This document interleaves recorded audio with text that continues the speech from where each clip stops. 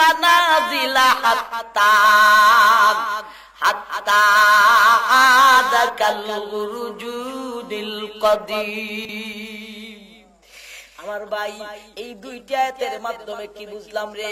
সূর্য কোথা থেকে অস্ত, আবার অস্ত থেকে উদয়, 24টি ঘন্টার ভিতরে একটা সেকেন্ড সময় নেই রে একটা গুনাহ করার জন্য।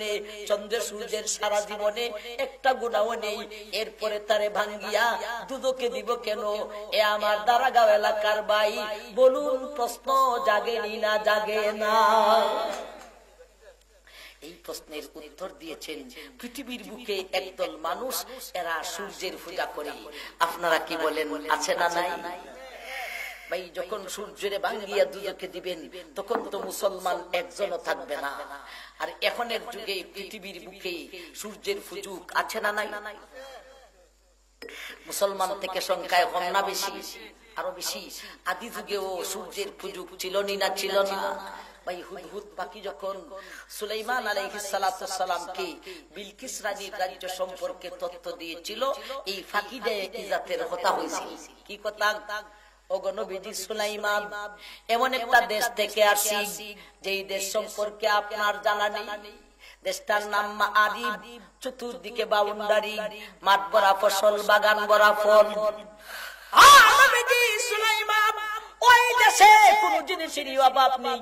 যেমন ভাবে জনবল আছে, তেমন ভাবে ধনবল আছে, তেমন ভাবে অস্ত্রের বল আছে, কোন জিনিসেরই অভাব নেই। সেই দেশের ক্ষমতা একজন মহিলা, তিনি হলেন রানী বিলকিস।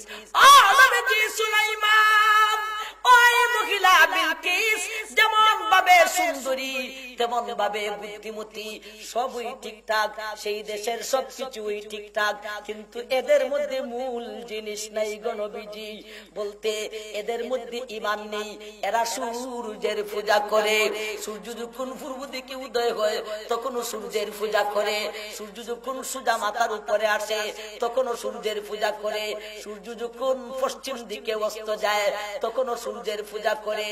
আমার ভাই বলুন, সেই আদিকালেও সূর্যের পূজক ছিল না ছিল না? সূর্যের পূজককে দেখানোর জন্য আল্লাহ সূর্যকে ভেঙ্গে দুজকে দিবেন। কি দেখাইবেন?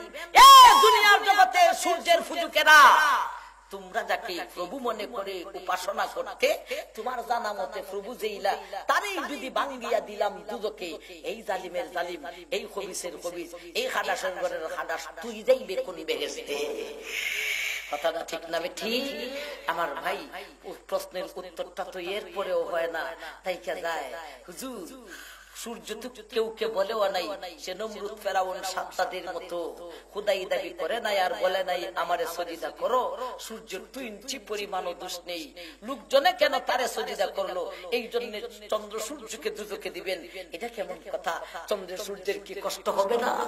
এই প্রশ্নের উত্তর দিয়েছেন এমন ভাবে, এ মানব, তোমারে মাটি দ্বারা সৃষ্টি করা হয়েছে, মাটির অংশ বেশি দিয়া সৃষ্টি করেছি, এই জন্য মানব তুমি মাটিতে থাকতে পারো, তোমার কোনো কষ্ট নাই। পানির মাছকে পানির অংশ বেশি দিয়া সৃষ্টি করেছি, এই জন্য মাছ সারাক্ষণ পানিতে বিচরণ করে, এদের কোনো কষ্ট হয় না।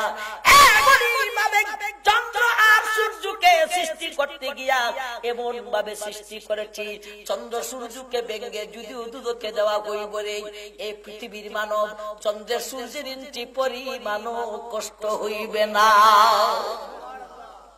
ভাই, দুজকে 19 জন ফেরেশতা আছে।